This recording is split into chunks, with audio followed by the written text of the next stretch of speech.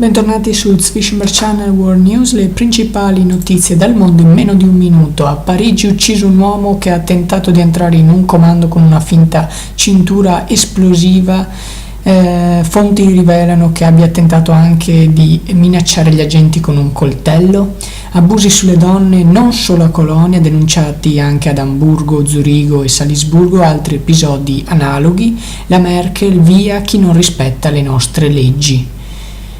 E addio a MTV, il canale cambia faccia, cambia nome e diventa TV8. Dai giornali di oggi leggiamo Renzi d'Arabia e la resa dei Rolex d'oro scomparsi. Nel Fatto Quotidiano, l'Islam, la Merkel ora ha paura. Nel giornale, banche, borse e terrorismo, come salvare i risparmi su Libero.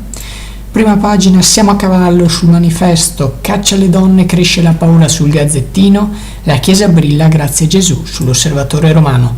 Questo è tutto per Fisher Channel World News, grazie per averci seguito.